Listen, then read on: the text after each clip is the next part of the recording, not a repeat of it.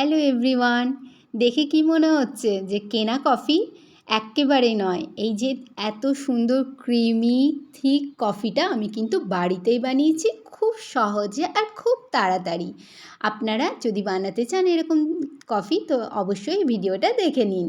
এর জন্য যে 2 টাকার ছোটো ছোটো পাউচগুলো পাওয়া যায় কফির, সেই 2টো পাউচ আমি নিয়েছি। এবারে এই কফি পাউডার দুটোকে আমি নিয়ে নিচ্ছি মিক্সার গ্রাইন্ডার জারের মধ্যে। তো তারপরে দিয়ে দিচ্ছি এর মধ্যে খাবার চামচের 4 চামচ চিনি। চিনি দেওয়ার পরে আমি এর মধ্যে অ্যাড করব ঠান্ডা জল, ফ্রিজের ঠান্ডা জল দিতে হবে এর মধ্যে। তো আমি এই একই চামচে 2 চামচ জল দিয়ে দিলাম। এবারে এই সব কিছুকে আমি মিক্সিতে ঘুরিয়ে নেব পালস মোডে, মানে একটু চালাবো আবার অফ করব, একটু চালাবো আবার অফ করব, যতক্ষণ না এরকম একটা টেক্সচার চলে আসে থিক বা এই যে ক্রিমি, ততক্ষণ পর্যন্ত পালস মোডে ঘুরিয়ে নেব। তারপরে আমি নিয়ে নিয়েছি ডার্ক চকলেট। যদি ডার্ক চকলেট না থাকে যে কোনো চকলেট আপনারা এর মধ্যে অ্যাড করতে পারেন। তো এই কফি মিক্সচারের মধ্যে আমি কিছুটা ডার্ক চকলেট দিয়ে দিলাম টুকরো করে। এবারে এর মধ্যে আমি অ্যাড করে দেবো একেবারে ঠান্ডা দুধ, ফ্রিজ থেকে বের করা ঠান্ডা দুধ আমি এর মধ্যে অ্যাড করছি।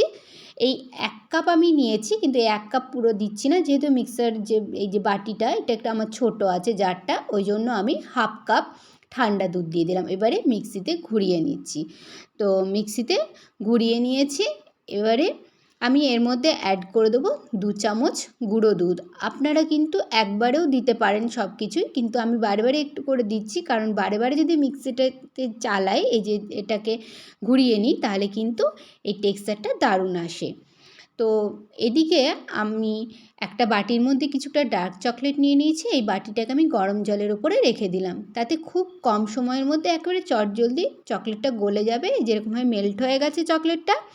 এদিকে গুঁড়ো দুধ দেওয়ার পরে কিন্তু আমি মিক্সিটা ঘোরাবো, তার আগে এই যে চকলেটটা মেল্ট হয়ে গেছে, যে মাগে আমি কফিটা সার্ভ করব সেই মাগের ভেতরে আমি কোট করে দিচ্ছি। তো আপনারা এই যে চকলেটের পরিবর্তে যে চকলেটের যে সিরাপটা হয় সেটাও কিন্তু দিয়ে দিতে পারেন।